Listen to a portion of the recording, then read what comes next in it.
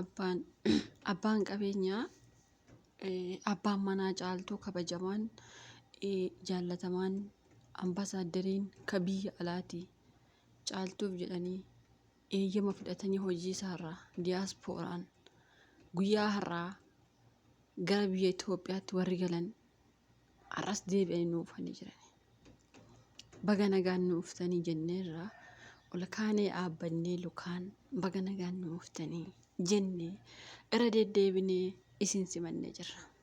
Caaltuunis intalli keenya bareedduun keenyas haati manaa diyaaspooraa baga nagaan nuufti jennee ol kaanee si simanneerra.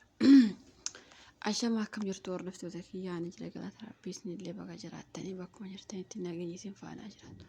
Abbaan manaa caaltuu akkas jedhan qabeenyi Muktaar tokko irratti hafuu hin danda'u. Tokko lamaan hin deebisa. Qarshii isaa horii isaa tokko lamaan hin deebisa jedhan. Hunda isaa akka kaffala waadaa galanii jiran. Caaltuunis himatte.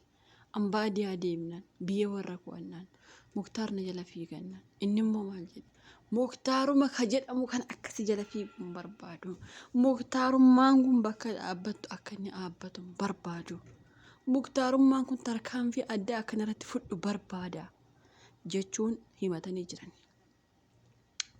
Ammataniirus himataniirus isa oromummaas isa namummaas Muktaaritti himanii jiran jechuudha. Jaarsaaf jaartii wal beele. Isin jirtu isin naguma ka. Isin jirtan ka abbaa manaa caaltu. Baay'een keessanii koomentii jalatti namichiif caaltuu wal argatanii gowwaa akka walii kajeessin jira. Namni immoo namichi maan nama sodaachisaa namni jeesni jira. Gowwummaa namaa madaaluun dura maalummaa namaa madaala. Jarri gowwummaa qaban lamaan isaaniiyyuu garuu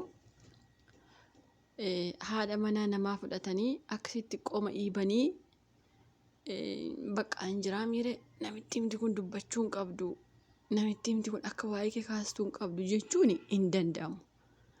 Biyya Itoophiyaa keessatti namni tokko niitii isaarraa ni kaabuusee yookaas immoo samaana akka jedhamu irraa buusee naannoo walii jiraatee wal fuudhuun hin danda'amu soba kuni. Mee namoonni naannoo keessanii abbaa manaa keessan dhiiftanii biyyuma inni jiraatutti immoo deebitanii naannoo takkatti heerumtanii jirtu. Yoo namittiin dhiirummaa hin qabdu durumaan duutu yoo ta'e okay. I don't care rakkoo qabu. Kanaafuu namichi kun tuffii Muktaar qaba. An dhugaa isin ani Muktaar akkan deeggara isinitti himee jira. Garuu tuffii qaba. Niitii namaa argi fudhatanii booda haadha manaa namaa argi fudhatanii booda isayyuu qoma dhiibanii maal sitti dubbata maal akkasiin jedha. Anshee immoo Hacaalu an caaltuullee Hacaalu Muktaar akkas naan jedhe kaa baadiyyaatti dhufe kaa. Qo'ee Muktaar yeroo achi dhaqee baadiyyaa sana yeroo dhaqee caaltuu arge maa gadhiise. Maa qabee caaltuu ma kanan qaxaqqatiin. An dhugaa rabbi isiniin jedhaa. Maa caccabsin achitti. Yeroo haati manaa obboleessa isaa sun caaltuu waamtee yeroo caaltuu arge maa qabeen tumi. Dhugaa rabbi isiniin jedhaa bara. Amma yeroo tokko dubartoonni tokko maal godhu beektani bakka abbaan manaa koo dubartii biraa fuudhe waan ta'eef ani immoo isa dhiisa akka seera shari'aatti illee Afrikaa isaa fi inni dandeenyaan danda'a isaatti haa fuudhu. An dhugaa har'a viidiyoo dhugaa isin hojjechuu barbaada asuma dhugaa. Amma fakkeenya baay'een keessa maashaallah caaltu koongira warri jettani caaltuu mucaa durbaa qabdii bee mucaa durbaa sana fuutee abbaa ormaa diyaaspooraa kana bira gaafa deemte mucitti akka inni goo beektani akkamitti akka inni guddisu beektani akkamitti akka inni jaalatu beektani mucaan ishee abbaa malee haftii jechuudha. Diyaaspooraam tarra faarsinu kunillee diyaaspooraam tarra caaltu jaalatu kunillee boru caaltuutti maal jedha ati faaka abbaa manaa kee dhiiftee natti heerumte birrii koo barbaadda malee maan irraa fuuta diqaalaa kee fuudhii deemii gaafa jedhe mucaa caaltuu deebistanii guddistaniifi. An dhugaa rabbi isiniin jedha mucaa ishee deebistanii guddistaniifi. Dandeessanii guddisu. Maashaallah caaltiyye maashaallah jaarsa keessi jaaladheera caaltiyye maalummaa isa jaalatama. Amma namichi kun maalummaa isa jaalatamaa miti jemmer. Namni tokko ishii nama hin jaalatamaa okay namadha hin jaalan. Yeroo niitii nama fudhachuu isaatti jaalatama akkam. Dhugaa rabbi baay'ee mata akkasi jaalanna baay'ee mata akkasi abbaan manaa keellee ka isa arrabsus hin jira ka isa faarsus immoo hin jira. Namummaa san arrabsinaan sinitti midurallee namummaa san nama akka kiyya hin arrabsina. Garuu yaada isaa qeequu dandeessa. Inde osoo akka maal ta'e caaltuun dhugaa rabbii isinitti hima. Abbaa manaa ishee Muktaar dhiistee namicha kanatti heerumu badii guddaa qabdi.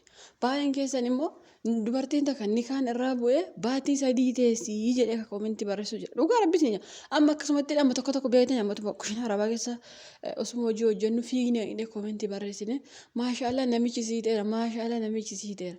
Hin taanee fi namichi dhugaa rabbii isin jedha hin ta'u hinde. Inta'u inumaayyuu amma aniifatti wanti nuti deemaa jiru qoy namichi eessa dhokatee jira jedhani bar namichi hundi caaltuu fuuf ka'e kuni eessa dhokatee jira qoy waan Muktaar ijjisaan arguu namicha kana dhugaa rabbii yoo namni akkatti niitii isaa wajjin niitii nikaa qabdu bar caaltuu maal taatani qoy keessaaf warri koongiraa caaltii siif gammanne siif akkas taane siif duude siif lafa dhiinne jettani isin nama akkamiiti qoy aadaan biyya keessanii akkasi dhugaa rabbii isin jedha bar. Inde isheen biyya deemee baadiyyaa deemee firoo koo yaadee akkasitti akkas wal goonee akkasitti wal ungannee akkas taanee wal yaadnee waa'ee sargii mari'an isheen Muktaar aarsuuf okay Muktaariin aara dhuguma viidiyoo kan argu Muktaar isheen Muktaar aarsuuf isin maa gara jireenya isheen deebifnee warri koomentii sii ta'e maashaallah maalummaa isaa ta'eefi maal ta'eefi waa'ee. Malam farsa malam kain lagi saja. Malam masa caaltuu ta'e qoy ejummaa inni dhiyaatu qoy waan shamarri keenya isin keessaaf warri koomentii barreessu ijoollee shamarri caaltuu jedhatu hunda jedhattu hin beeka. Mee waanummaa abbaa manaa caaltuu kana irraa isin jaalattanii naa barreessa. Tokkoffaa ijoolleen keenya maal jaalatti beektani diyaaspooraa gaafa inni afaan bantanii haftan bifa isaan jaalanne amantii isaan jaalanne waa hunda isa jibbitanii garuu yeroo inni diyaaspooraa jee diyaasporummaa isa bichaaf isa jaalattan dhugaa rabbii diyaasporummaa isa bichaaf kanaaf akka caaltuuf Muktaar walitti deeme amma viidiyoo kaleessa Muktaar gadhiise ka caaltuu barbaadu baay'een keessan koongiraa waynee Muktaar hin gadhiisin caaltuutiin achitti qabii maali bakka rabbi walitti isin adeemsittan warruma kaleessa koongiraa tarramoo caaltuu jalatti deebi'e Muktaar mataa haa dhaabbatu maal qabaa sanadhaa kanadhaa itti heerumii akkana ta'e sana ta'e. Waan qoy akkamitti afaan nama haasoftanii jedhan akkuma koottaatanii ani takka Muktaar deeggaraa tarka ishee deeggaraa takka ayillee gidduutti rakka dhimmees immoo maal taatan dhugaa rabbii ni jedhame inna caaltuu ijuma jabaattee bakka keessumayyuu baatee Muktaar akkas na godhee akkasitti wallollee dhiira walitti qaruu jirti jechuudha wal ajjeesaa isin lamaan lib wal godhaa tokko keessanitti heeruma haala akkasii mijeessuu jirti caaltuun dhugaa rabbii inni kun immoo baay'ee tokko aare bakka nama dubbatu hindaa'u nama dubbatu iyyuu wayyamee namni akkatti ciniinnatee taa'u kun hin danda'amu dhugaa rabbii maaliif ofitti aara amma abbaan manaa caaltuu Muktaar kokkofaltuu abe baade Muktaar maashaallah rabbi caaltuuf Muktaar addan baasin dhugaa rabbi isin jira ilmi namaa kamuu hima wal lolaati mana abbaa manaa umaratti garuu walumatti deebi'a haa ta'uuti garuu rabbi adda isaan hin baasan amma namichi kun caaltuu fuudhee caaltuun qoy amma viidiyoo ima caaltuu aggeeffadhaame ofuma ishee fiiddee ofuma ishee fiitti waa'ee sargii ishee itti hima waa'ee qabeenya kaffalu ishee itti hima waa'ee maaliif namni kun nama dukkanaa yookaas immoo caaltuuma fuudhuun keessa isaan jiru bar sodaa of keessaa qaba haa ta'u lolaan deemaa jira haa ta'u beeku malee mee viidiyoo yeroo aggeeffattan sirriitti odeessa namichi odeessu bar akkatti caangaggaa ita anillee Muktaariin illee beeka kanaa booda innaante daa'imni diyaasporummaa akkatti deebi'ee gale mucaa keenya miskiina jedhan ajjeesin dhugaa rabbii nuti waggaa meeqa yeroo inni yemen jiru hordofaa turre viidiyoo isaa ammallee nuti hordofuu barbaadna Muktaar maashaallah yuutuubii bareechitti bar Muktaar maali abbe diyaasporaan mucaan jala ajjeesuuf baay'een keessatti akka inni ajjeesu maashaallah kaan immoo caaltuu walii wal fakkaatti jira eessaa fidatti caaltuu akkasii fakkaatu qayyoosu jira akkasii hin keekina maaliif caaltuun illee ka ishee fi ta'etti heeruma mirga qabdi.